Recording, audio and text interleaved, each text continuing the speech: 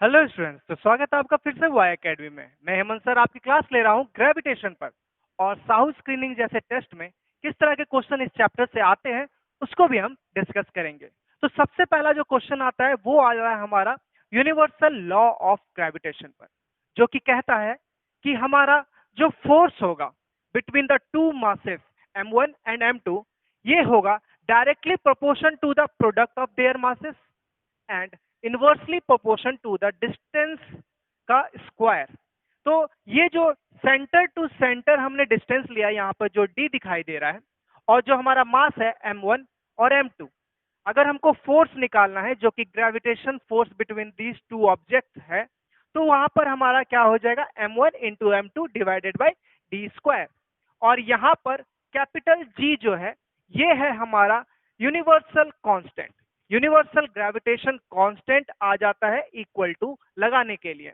इसकी वैल्यू बहुत ही इंपॉर्टेंट है और इसका एसआई यूनिट भी बहुत ही इंपॉर्टेंट है। तो इसकी वैल्यू आपको यहाँ पर 6.67 इंटू 10⁻⁻11 होती है। ये चीज आप याद रखेंगे और इसका एसआई यूनिट कैसे डिराइव हुआ वो हम देख लेते हैं। SI unit newton metre square per k g square होता है। यहाँ पर ये फॉर्मूला आपका बहुत ही इंपॉर्टेंट है और जी की वैल्यू आपको याद रखनी पड़ेगी, क्योंकि ये वैल्यू आपको गिवन डेटा में नहीं मिलेगी और ये वैल्यू आपको यहाँ पर पुट करना है, तभी आपका आंसर आएगा मास एंड डिस्टेंस के रखने पर। और इसका एसआई यूनिट का बात कर ले तो ये सिंपल सा है। यहाँ पर आप देख सकते हैं, क्योंकि हमको ये फॉर्मूला मिल चुका है जहां हमें ये पता है कि ये न्यूटन है, ये डिस्टेंस है तो ये मीटर स्क्वायर होगा, ये मास है केजी, ये भी मास है केजी, तो केजी केजी केजी स्क्वायर हो जाएगा। तो अगर मैं जी का ऐसा यूनिट लिखना चाहूं तो मैं ऐसा लिख सकता हूं क्या, F G into D square divided by m1 into m2। और जब हम इसको सारा यूनिट से रिप्लेस करेंगे तो फोर्स का होता है न्यूटन, डिस्टेंस का होता है मीटर स्क्वायर और mass into mass k g square हो जाएगा। तो यही हो गया हमारा ऐसा यूनिट ऑफ ग्रेविटेशनल कांस्टेंट का, कैपिटल जी का। तो इसका वैल्यू आपको पता ही है, 6.67 into 10⁻⁻11 newton metre square per k g square. Newton metre square per k g square. ये फॉर्मूला आपको याद रखना है, बहुत ही इंपॉर्टेंट फॉर्मूला हो जाता है। इसके ऊपर क्वेश्चंस बहुत बार पूछे गए हैं। क्या होगा अगर हम डिस्टेंस को ट्वाइस इंक्रीज कर दें तो फोर्स को, ये क्वेश्चन आप आराम से इजिली अभी बता सकते हैं। अगर हमने डिस्टेंस को 2 गुने तक इंक्रीज कर दिया तो डी अगर 2 टाइम्स इंक्रीज है तो डी स्क्वायर की वैल्यू क्या हो जाएगी, 4 हो जाएगी। और क्योंकि ये डिनोमिनेटर में है तो फोर्स हमारा जो न्यू फोर्स होगा वो क्या होगा, पुराने वाले फोर्स का 4 टाइम्स लेस होगा। तो हमारा जो न्यू फोर्स है वो पुराने वाले फोर्स से 4 गुना कम हो जाएगा। यहीं पर 3 हो तो 9 टाइम्स कम हो जाएगा। तो ये चीज आपको समझनी है, इससे घुमा फिरा के क्वेश्चन बहुत बार पूछे जाते हैं। और हालांकि नॉर्मल क्वेश्चन जो है मास का रखने पे वो तो पूछा ही जाता है, ठीक है। इसके बाद जो हमको जानना जरूरी है वो आ जाता है एक्सेलरेशन ड्यू टू ग्रेविटी का फॉर्मूला। ये फॉर्मूले पे अभी बहुत बार क्वेश्चन डायरेक्टली पूछे जाते हैं। अगर आपको किसी भी प्लैनेट का एक्सेलरेशन ड्यू टू ग्रेविटी यानी स्मॉल जी का वैल्यू कैलकुलेट करना है, जो कि वैरी करता है, डिपेंड करता है height, depth and mass of the planet and the distance between the to object पर। तो यहाँ पर हमारा फॉर्मूला कैसे डिराइव हुआ है और वो फॉर्मूला क्या है वो आप जानते हैं, force equal to mass into acceleration. और अगर हम बात करें अर्थ पर, फोर्स इक्वल टू हमारा क्या हो जाएगा, force equal to mass into g, जहां पर जी है gravity, acceleration due to gravity, तो हम ऐसा लिख सकते हैं। और यहाँ पर हमारा फोर्स जो हमारा यूनिवर्सल ग्रेविटेशन कांस्टेंट की मदद से ये निकला है, यूनिवर्सल लॉ ऑफ ग्रेविटेशन से हमारा फोर्स का फॉर्मूला ये है। और इसके हिसाब से अगर इन दोनों को इक्वेट किया जाए, क्योंकि ये भी फोर्स है ये भी फोर्स है, तो हम देखेंगे कि ये m एंड ये m कैंसल आउट हो जाएगा। और फिर हमारा g का वैल्यू हम किसी भी प्लैनेट के लिए निकाल सकते हैं, दैट विल बी gm/r²। यहाँ पर जो ये फॉर्मूला है ये भी बहुत इंपॉर्टेंट आपके लिए हो जाता है। क्वेश्चन के ऊपर भी डायरेक्टली आपको किसी भी प्लैनेट का मास अगर गिवन है, ठीक है, और उसका रेडियस अगर गिवन है, तो आप उस प्लैनेट की जी की वैल्यू निकाल सकते हैं। तो इस टाइप के क्वेश्चन और इस फॉर्मूला के लिए बहुत इंपॉर्टेंट हो जाते हैं। इसके बाद जो इंपॉर्टेंट चीज हमें पढ़नी है वो है हमारा variation of small g. Small g की वैल्यू चेंज होती है और किस किस फैक्टर्स पे वो डिपेंड करती है वो हमको यहाँ पर पढ़ना है। जैसा कि हमको पता है कि हमारा जो अर्थ का शेप है वो टोटली एक स्फीयर है नहीं, क्योंकि उसका अगर हम देखें अपर रेडियस तो वो हमारा कम है और यहाँ हॉरिजेंटल रेडियस हमारा ज्यादा है। इसी रीजन से हमको पता है कि फोर्स का फॉर्मूला क्या होता है, G m1 into m2 divided by R square. और क्योंकि हमारा प्लैनेट यहाँ से ज्यादा बड़ा है और यहाँ से कम, अगर इस रेडियस को a बोल रहे हैं, इसको अगर b बोल रहे हैं, तो हमारा b जो है ये कहीं ना कहीं स्मॉलर देन a है, ठीक। और इस रीजन से हमारा फोर्स यहाँ पर रखे किसी ऑब्जेक्ट को अगर देखा जाए, यहाँ पर कोई ऑब्जेक्ट हो और यहाँ पर कोई ऑब्जेक्ट हो, तो यहाँ से यहाँ तक की डिस्टेंस कम होने की वजह से हमारा फोर्स ऑफ अट्रैक्शन ज्यादा लगेगा, क्योंकि ये inversely proportion to the radius होता है। तो अगर डिस्टेंस कम है तो फोर्स ज्यादा होगा, और अगर हमारा डिस्टेंस ज्यादा है तो फोर्स कम होगा।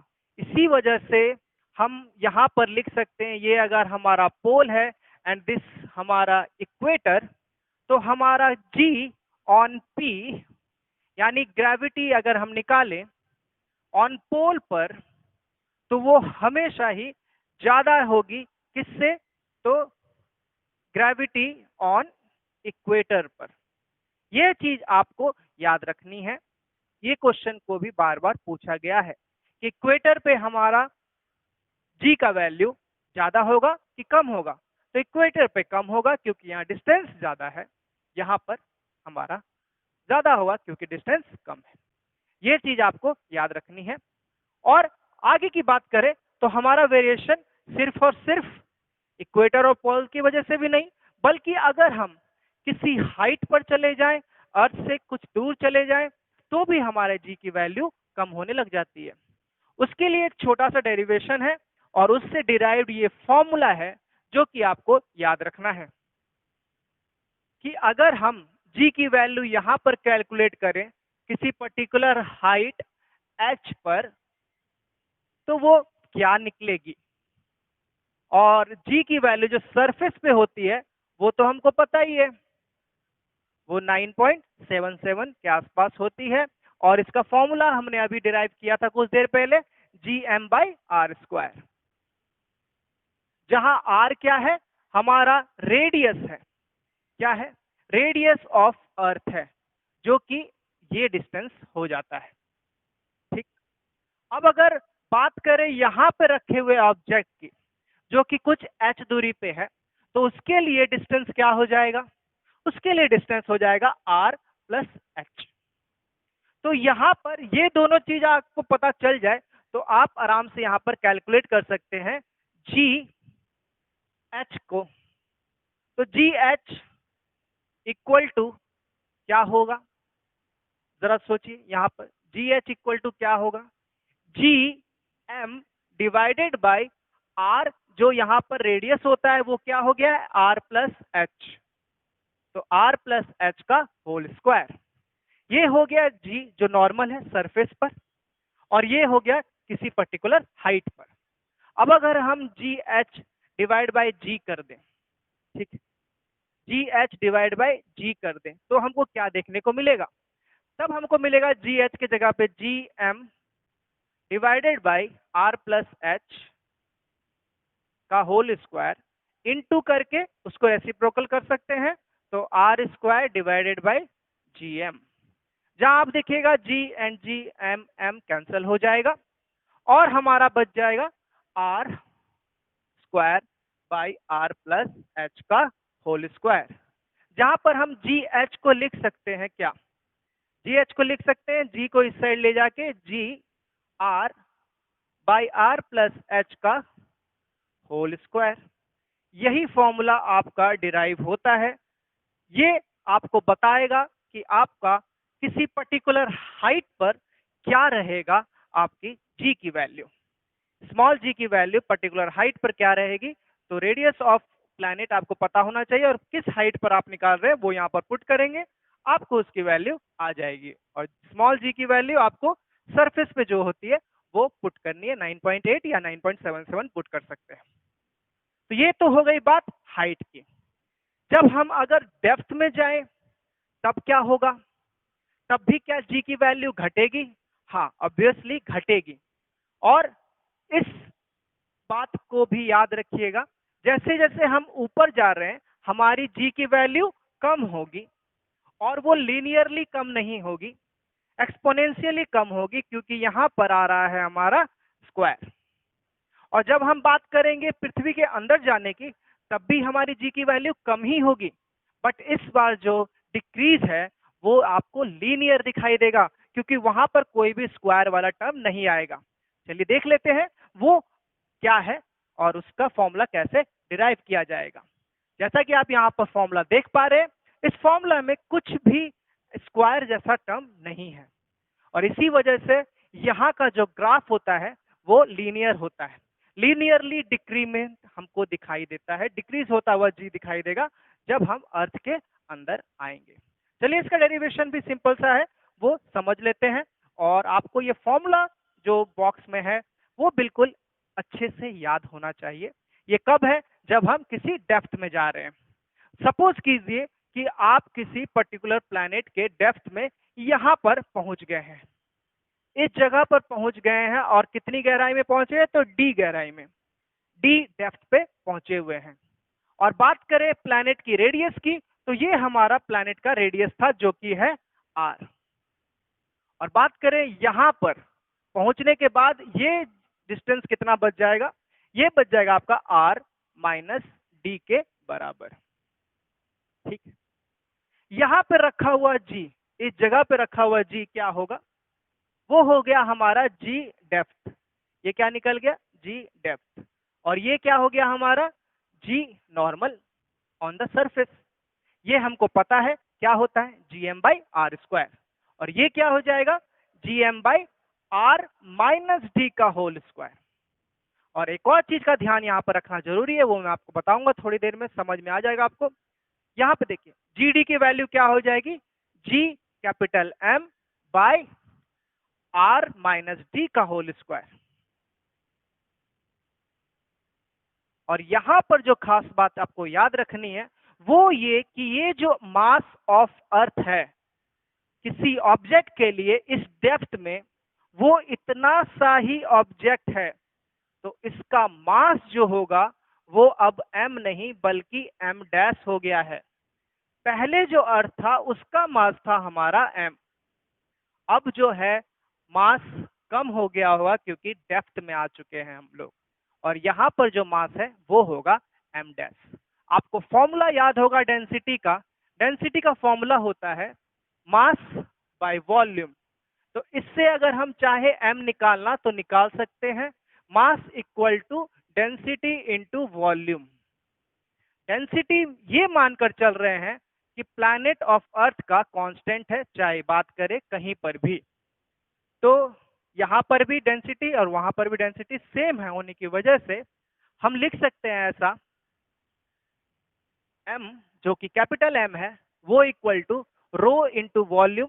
और वॉल्यूम इक्वल टू क्या हो जाएगा, वॉल्यूम ऑफ स्फीयर होता है 4/3 pi r cube, 4/3 pi r cube. और आर जो है हमारा कैपिटल आर है, कैपिटल एम के लिए। तो ये हो गया हमारा m की वैल्यू। और यहीं पर अगर बात करें m डैश की, तो वो हो जाएगा रो इंटू वॉल्यूम डैश, जो कि वॉल्यूम जो है इसका वॉल्यूम कैसे निकालेंगे, रो इंटू वॉल्यूम 4/3 पाई आर, यहां पर आर माइनस डी हो गया है उसका क्यूब। ये चीज आपको यहां पर एक्स्ट्रा करना पड़ता है डेप्थ के केस में, क्योंकि हमारा मास यहां पर रिड्यूस हो जाता है। ये चीज करने के बाद आपको समझ में आ गया है कि यहां पर है m डैश और g नॉर्मल का हमारा वैल्यू है जी, जिसको डिवाइड करेंगे अगर हम, ठीक है, अगर इसको डिवाइड कर दें हम नॉर्मल जी से, तो यहाँ पर हम मल्टीप्लाई करके रेसिप्रोकल में लिख सकते हैं जी कैपिटल एम और यहाँ पर आर स्क्वायर। ये चीज कर लेने के बाद आपको एम डैश की वैल्यू पुट कर देनी है। एम डैश की वैल्यू क्या है हमारे यहाँ? एम डैश की वैल्यू निकली है rho into 4/3 pi r minus D का होल क्यूब। ये हो गई एम डैश की value divided by are minus D का whole square into r square divided by g into m, capital m की वैल्यू क्या है? Rho 4/3 pi r cube. ये हो गया हमारा। अब देख लीजिए क्या क्या कैंसिल होने वाला है। ये आर माइनस डी का होल क्यूब है, ये आर माइनस डी है, तो इसका क्यूब 3 है, 1 बच जाएगा और ये दोनों कैंसिल। वैसे ही यहाँ पर 2 बार आर है, यहाँ पर 3 बार, तो ये 2 बार कैंसिल, वहां 1 बार बच जाएगा। और रो जी 4/3 पाई ये सब कैंसिल हो जाएंगे और बच क्या जाएगा हमारा? जी डी इक्वल टू हम लिख सकते हैं, जी को इधर मल्टीप्लाई करके क्या लिख सकते हैं? हमारा R minus D divided by capital R. यहां से कॉमन निकाल लीजिए 1 को, आपका फॉर्मूला क्या बन जाएगा? ये 1 माइनस डी बाई आर। तो ये दोनों फॉर्मूला आपको इंपॉर्टेंट है, चाहे तो ये याद रखिए, ये रखिए, एक ही बात है। ये सिंपल हो जाता है, यहाँ पर पुट करने में वैल्यू इजी हो जाती है। यहाँ से कुछ नहीं किया गया, आर बाई आर तो यहाँ पर 1 हो गया, माइनस डी बाई आर तो ये आ गया। तो यही चीज आपको याद रखनी है। ये सारे फॉर्मूले इंपॉर्टेंट है आपके साउथ स्क्रीन टेस्ट में। ये डेप्थ, हाइट और रोटेशन पे हमारा क्वेश्चन पूछा जाता है। जी की वैल्यू को इंक्रीज डिक्रीज कब होती है, कब नहीं होती है, वो आपको पूछा जाएगा और आपको इस फॉर्मूले की मदद से निकालना होगा। तो चलिए यहीं पर बात कर ले एक क्वेश्चन की, जो कि सिंपल सा क्वेश्चन आपको यहाँ पर पूछा गया है। What is the value of G at the centre of earth? I hope इसका आंसर आप इजीली दे पा रहे होंगे, लेकिन इसी क्वेश्चन के साथ आपको एक और बात मैं बता देना चाहता हूँ कि इसका आंसर तो आपको ऑब्वियसली 0 हो चुका होगा। कोई दिक्कत नहीं है आपको, यहाँ पर आप फॉर्मूला लगा के भी निकाले या फिर ऐसे भी बताएं आप आराम से। अभी आपने फॉर्मूला देखा है, 1 माइनस डी बाई आर करेंगे। फॉर्मूला क्या है? जी डेप्थ का फॉर्मूला क्या है? G into 1 minus d by r. यहां पर कोई भी स्क्वायर का टर्म्स नहीं है, ये बात आपको याद रखनी है। और अगर हम डेप्थ में चले गए और कहां पहुंच गए? सेंटर ऑफ अर्थ, तो इसका मतलब हमने कितना रेडियस ट्रेवल कर लिया? हमने अगर अर्थ के सेंटर में चले गए तो हमने इक्वल टू आर डेप्थ में गए हैं। आर डेप्थ में गए यानी डेप्थ भी हमारा आर है, तो जी 1 माइनस आर बाई आर हो जाएगा। और जी की वैल्यू अगर आप डाल भी देंगे 9.8 तो भी 1 माइनस 1 0 हो जाएगा, इसलिए हमारी जी डेप्थ की वैल्यू क्या निकल जाएगी? 0। तो ये चीज आपको सिंपली पता होगी। बट यही चीज अगर हम हाइट में चले जाएं और आर हाइट तक चले जाएं तो हमारी वैल्यू 0 नहीं होगी। क्यों? क्योंकि वहां पर स्क्वायर कंपोनेंट आ जाता है और वहां पर हमको लीनियर डिक्रीमेंट नहीं बल्कि एक्सपोनेंशियली डिक्रीमेंट दिखाई देता है। तो इसका ग्राफ भी बहुत बार पूछा गया है एग्जाम में, ये आप अच्छे से समझ लीजिए। अगर ये बात करूं मैं, डिस्टेंस है और ये डिस्टेंस है एकदम सेंटर पे, ठीक है, ओरिजिन पर ये जगह ओ, यहां से लेके अगर आप कहां तक जाएं, सरफेस तक जाएं, तो कितना ट्रेवल करेंगे?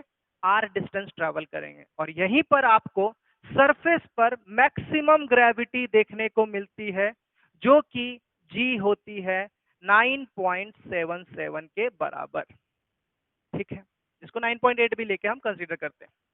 और यहां से जब हम आगे की ओर बढ़ें और डिस्टेंस ऊपर चले जाएं तो हमारी ग्रेविटी फिर से डिक्रीज होना शुरू करती है। यहां से अंदर जाए तो भी डिक्रीज होगी और ये डिक्रीमेंट हमको लीनियर दिखाई देगा, बिल्कुल ही स्ट्रेट लाइन होगा ये, और सेंटर तक आते आते 0 हो जाएगी। बट यही चीज जब आप आगे जाएंगे तो आपको डिक्रीमेंट एक्सपोनेंशियली दिखाई देगा, और ये जीरो कब होगा, तो एक इन्फिनिटी पे जाकर इसकी वैल्यू जीरो होगी। तो ये बात आपको ग्राफ के रूप में बहुत बार क्वेश्चन पूछा गया है, तो ये ग्राफ अच्छे से समझ लीजिए। ये है मैक्सिमम वैल्यू एट आर, जो कि सरफेस पे है, एंड जब हम किसी पर्टिकुलर हाइट पर चले जाए तो इन्फिनिटी में जाकर कहीं ये वैल्यू जीरो होगी, और सेंटर पे ये जीरो हो जाती है। तो ये ग्राफ आपको एकदम ध्यान से देख लेना है।